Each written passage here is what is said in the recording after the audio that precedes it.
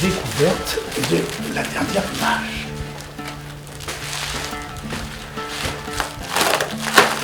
Je découvre en même temps que vous. Waouh! Bonjour, je m'appelle Gilles Thomas, plécéen depuis une cinquantaine d'années, natif de la Normandie, du Cotentin, mais pour des raisons professionnelles de mes parents et ensuite de moi, venu sur la région parisienne, et puis arrivé presque par hasard dans cette très jolie ville que j'adore. J'étais publicitaire et toujours passionné par le voyage et par la photo animalière, que je faisais vraiment en tant qu'amateur. Depuis que ma retraite m'a donné beaucoup plus de temps, je m'y investis énormément. La photo animalière, la photo dans un premier temps et animalière ensuite, est un moyen extraordinaire pour faire toucher du doigt ce qu'est la beauté du monde animal et aussi sa fragilité.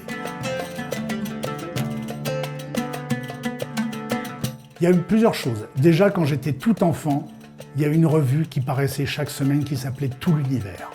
Et chaque semaine, j'attendais, mais vraiment extrêmement impatiemment, pour vraiment apprendre des choses sur la nature, sur la science, sur l'univers.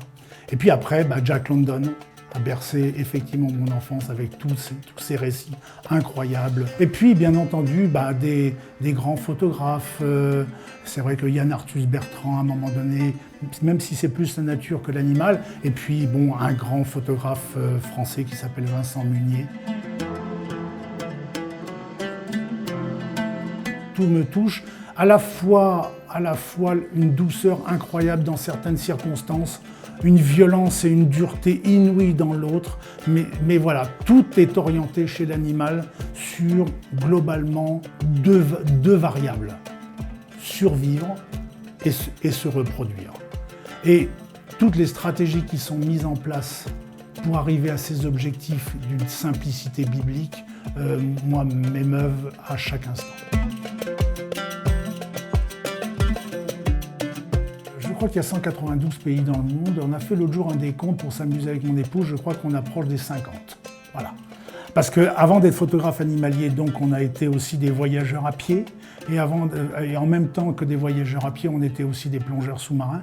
Ce qui fait que ce soit des cimes de l'Himalaya que nous avons parcouru pendant 10 ans, aux mers du monde pour aller voir les plus fantastiques animaux tels que les grands requins blancs, les raimentas et autres. Et puis après, ces merveilles, c'est vrai que ça nous a donné le bonheur de pouvoir voyager dans de très nombreux pays. Le Yukon et la Colombie-Britannique, avec ainsi un peu d'Alaska américain, où nous allons là déjà depuis 2 ans, à peu près 1 mois et demi à 2 mois, chaque été. Nous y retournons là.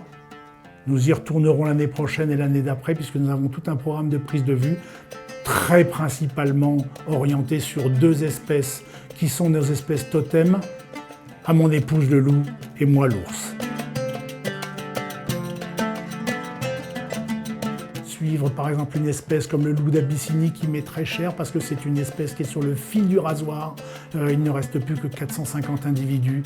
Donc voilà, elle m'intéresse énormément et voilà, on peut pas dire, on ne sait pas dire de quoi demain sera fait. Elle sera certainement faite de rencontres absolument incroyables.